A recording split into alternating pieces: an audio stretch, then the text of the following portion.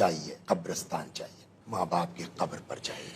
اور میں حدیث اور روایت نہیں, تجربے کی بنیاد پہ بھی کہہ رہا ہوں کہ اگر کوئی دعا کرنی ہے, نہیں ہے ماں باپ اس دنیا میں, ان کی قبر پر جائیے, فاتحہ پڑھیے, ان کو ہدیہ پیش کیجیے, ان سے کہیے کہ آپ کے یہ مسائل ہیں, خدا سے دعا کریں, انشاءاللہ خدا دعا قبول کرے گا. کل کو قیامت میں ان کا مرتبہ ہے جو والدین کی قبروں پر جاتے ہیں. وہ حدیثیں سن لیجیے آپ. جی.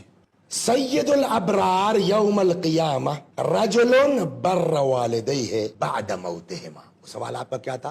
ماں باپ مر گئے, اور اب ہمیں کیا سمجھ کریں؟ میں آیا. اب ہماری سمجھ میں آیا کہ اب بھی نیکی کر سکتے ہو. واہ. یہ نیک تھے تب بھی, مرنے کے بعد ان کو چھوڑو مت, ماں باپ کے ساتھ نیکی کرتے رہو. چنانچہ حدیث کیا کہتی ہے کہ سید الابرار یوم القیامہ, قیامت میں جتنے نیکوکار ہوں گے ان میں سب سے بڑا کون ہوگا؟ سید کون ہوگا؟ سید الابرار کون ہوگا؟ نیکوں کا سردار کون ہوگا؟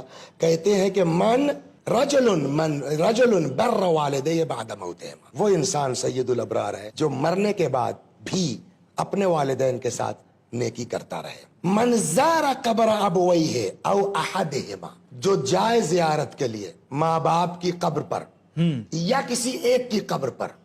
فرض کیجئے کسی کے باپ کا انتقال ہو گیا, ماں الحمدللہ حیات ہے, یا ماں کا انتقال ہو گیا, والد حیات ہے, یا دونوں کا انتقال ہو گیا.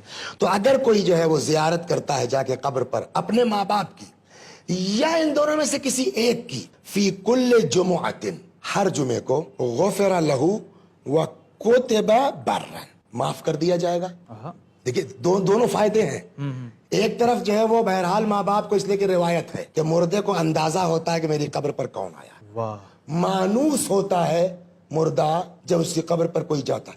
حضرت صدیقہ طاہرہ سلام اللہ علیہ سے بڑھ کے کوئی ہے دنیا میں؟ وصیت میں جناب صدیقہ طاہرہ کے یہ فقرہ ہے, علی میری قبر پر آنا, علی میری قبر پر بیٹھ کے قرآن پڑھنا. یعنی مردہ مانوس ہوتا ہے. مانوس ہوتا ہے.